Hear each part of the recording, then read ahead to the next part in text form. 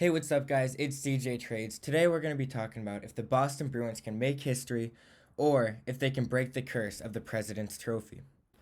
And the first thing I'll be mentioning is the standings. And as you can see, with 10 games to spare, the Bruins have a 15-point advantage over the entire league, let alone the East. And there's still 10 games to go, but 117 points is usually enough to win the President's Trophy, let alone with 10 games to spare. And taking a look at the standings, the point differential, 117. That's over 50 more than any other team in the league, which is absurd. Every player on the team has insane plus minuses. And the team only 11 regulation losses, which is absurd over the season. But as you can see, they've been dominating all season. Not a single team has been able to really stop them over one time in the season. And when it comes down to the East, it's stacked as it always is. The Canes, the Islanders, a lot of these teams have been beating the Bruins in a recent playoff series. But this year, the Devils, nobody expected them to be a 100-point team already. The Rangers look good with Tarasenko, with Patty Kane, all their additions. The Leafs always look good, but, we won't have to worry about them past the first round in the playoffs. But the East, once again, is stacked. It makes up the majority of the top half of the table. And the Bruins have just been dominating the entire season. They only had a few runs. The first one came after the controversial signing at the start of the year. It was already dealt with within a week, and I think it was a Senators loss. And then over the course of the season, a few bad breaks, and more recently in the past week or two, around game 65, they had a little bit of a skid, a few terrible losses, and earlier in the year, a terrible loss to Florida in Florida. But they haven't had any bad streaks over the entire season. At worst, they win 6 or 7 out of 10. They've been incredibly consistent over the entire year, not letting up at all. And honestly, I can't see them getting beaten in a 7-game series. However, anything can happen in the playoffs.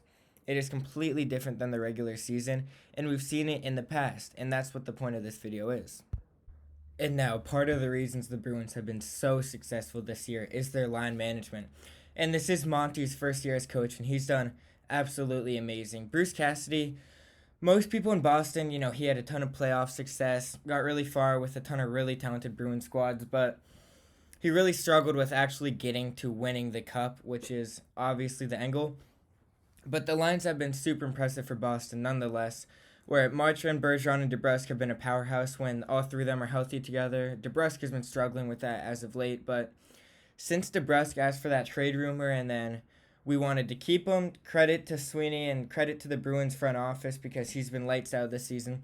And then a super naughty Bertuzzi is an amazing pickup for the Bruins. Another guy that Marchand hates, just like Garnett Hathaway, but a tough guy the Bruins need on the bottom six. Someone who can really just prove why they deserve some ice time out there and help the team. And Charlie Coyle, who's been amazing since the Donato trade to the Wild. I think obviously we won that half the trade. And then Trent Frederick, who really has been doing his job well. He was a second-round pick or late first-round pick for the Bruins a few years back. And this is by far his best production out of his career yet, with 16 goals, 12 assists, 28 points already. Super impressive for him. But even the fourth line, Jacob Lauka, who he had some trade rumors, some controversy going on around the deadline, but he's been amazing in his very limited ice time since the trade deadline. He's been amazing. Thomas Nosek does his job very well, even scoring quite a few goals this year for him. And then Garnett Hathaway, he's been very good since the trade, scoring 3 or 4 goals now, but it's the perfect line management system. Every single line is perfect. We haven't seen lines like this in Boston since 2011 probably, where every single person is just helping out so much, and the lines are flowing so well.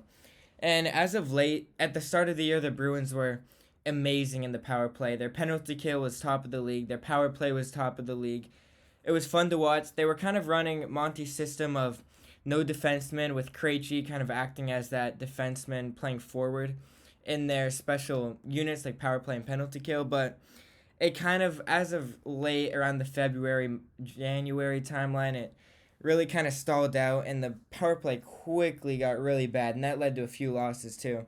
But over the course of a season, especially coming to playoff time, it's going to be super crucial for the special units for the Bruins. The power play lineup has got to be great, and they have been as of late. And the penalty kill, Bergeron, he deserves the trophy. He's the best defensive forward in the league. It's not even close.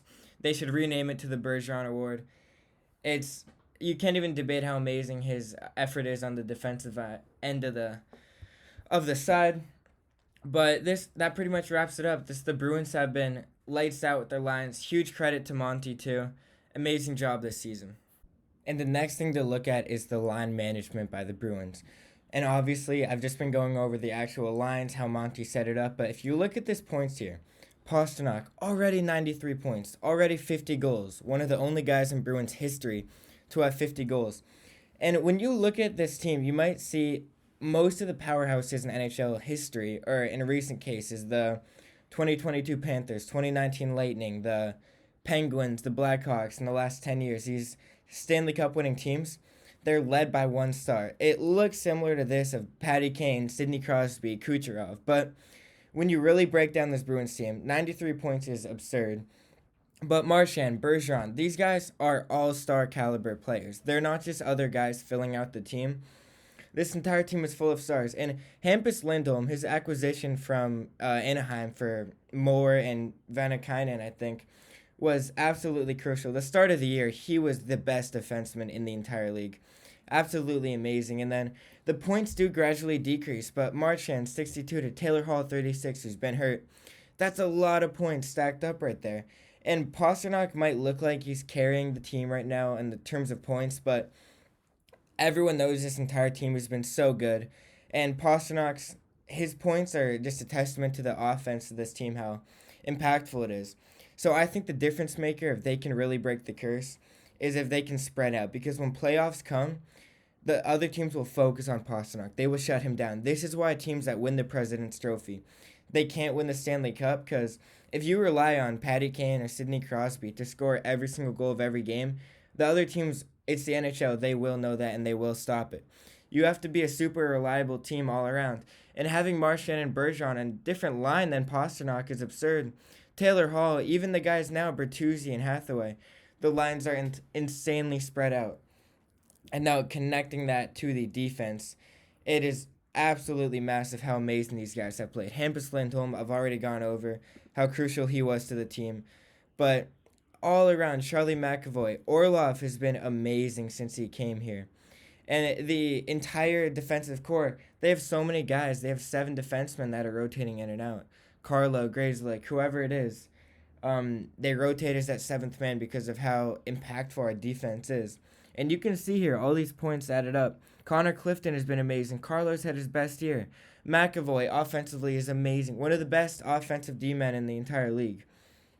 And it really shows that we can have McAvoy, Lindholm, and Orlov on 3 separate defensive lines. They haven't really done it too much yet, but 3 of our best defenders can all play different lines, and we can dominate teams the entire game. So this is the stuff of how you can win the President's Trophy and win the Stanley Cup. You can make a deep playoff run with a spread-out team. And I'm even going to connect that to Ullmark and Swayman. As you can see here in the stat, 2 of the top 3 goalies in the league in terms of goal allowed per game right here. But almost every single stat, Ullmark, absolutely amazing. Swayman from UMaine from Alaska has not been getting enough credit. The Bruins have and Ullmark has, but Swayman has been absolutely historic this season, and Ullmark's been overshadowing him, which is a testament to how good the Bruins have been. And this entire team, I don't remember the last team I've ever seen a team. Every single player on this roster, every single position, completely filled. They have no more room for talent, honestly, after Orlov, Bertuzzi, Hathaway. They're stacked, and all they have to do now is win. It's really just, it's going to come down to if they can clutch up, but I can't see teams beating them in a 7-game series, so I think it really comes down to the Bruins just being smart in the playoffs, Monty good line management, and 7-game playoffs if they're facing Islanders first, the Penguins, the Rangers. I can't see them losing. So, in my opinion, that's how the Bruins can win the President's Trophy, break the curse, and win the cup. And now, the main question of the video. Can the Bruins break the curse? And what I mean by this is the President's Trophy curse. Over the last 10 plus years, the teams that win the President's Trophy, the teams that absolutely dominate the regular season, have early playoff exits and can never win the cup. And if we look at recent examples, it is two teams up here, the 2022 Panthers and the 2019 Lightning. These teams absolutely dominated. The Lightning were insanely, they were special that year and they were really good. And the Panthers just really surprised a lot of people. 122 points, 128 points. The Bruins should be able to surpass that, but it will be maybe close depending on the Lightning record. But if you look at the top here, second round exit versus the Lightning in 2022. 2019 Lightning, first round sweep versus the Blue Jackets. Super disappointing for them. And the Bruins dismantled that team that year. And so, first of all, looking at the Panthers, 2022, Huberdeau, 115 points. Barkov, 88. Reinhard, 82. The drop-off is fast. Below that, it's Duclair and Ekblad with 58 and 57. The drop-off is fast. So, a lot of things happen. The power play gets stale, and your lines get really stale. My favorite part about Monty's management this year is how often he changes the lines. The Bruins go on a 10-game win streak, and he'll swap the lines again every single time. And so, but if you look at this, Huberdeau led the points on the Panthers by 20 plus points. And then below Barkov and Reinhart, it was another 20 points. You need a well-rounded team because these guys get shut out in the playoffs. It happens time and time again. And so going to the Lightning now, exact same scenario. There's a common theme here of guys carrying. Nikita Kucherov, 128 points. Stamkos and Point, 98-92. Below that, 54 by Hedman. 40-point drop-off there, and then a 30-point drop-off. It's absolutely absurd. You don't have to worry about the math right there, but it's absolutely absurd that these teams are getting carried by these guys, and they keep getting stopped early in the playoffs. So when the time comes, when playoffs start in another week or two, this is what, in my opinion, it comes down to. It's all about keeping the team diverse and spread out and managing your lines, because Pastrnak, he's done well in the playoffs in the past, but he will not be able to carry the team by himself single-handedly. Olmark and Swayman are going to need to have amazing performances, and then the rest of the team is going to have to pick up the load, which they've done a pretty good job of all year. The best way to think about it is just like Indiana Jones, the famous clip. He chose one. And here's even more examples to show exactly what I mean. So, looking at the left category, from 2014 to 22. The Bruins, Rangers, Caps, Predators, Lightning, Bruins again, Avalanche, Panthers. All these teams winning the President's Trophy. 110 points for every single one of them, with obvious exceptions for the COVID seasons where, in parentheses, I did add the expected if they continued on with their season. 117 and 120 respectively. And as we know, Avalanche dominated that year, and the Bruins March end was amazing in 2020. And then if you look on the right side, one team got past the second round, the Rangers, and they lost in the conference finals, couldn't even make the Stanley Cup. All these teams dominate the regular season. Winning this many points, 120 points, 128 points, is absurd. That's domination, and the Bruins are going to be one of these teams. And if you look at that, the Panthers, 122 points, Lightning, 128. First and second round exits, max, which it looks normal for this team, but that is absolutely terrible. That cursed chalice is just killing all these teams, and the Bruins need to break the curse. And that summarizes why I think that the Bruins can make history and break the curse this year. So if you enjoyed the video, thanks for watching. I put a ton of time and effort into it. It's one of my first video essay kind of format. And leave a like down below or comment if you like this style format, if you like hockey.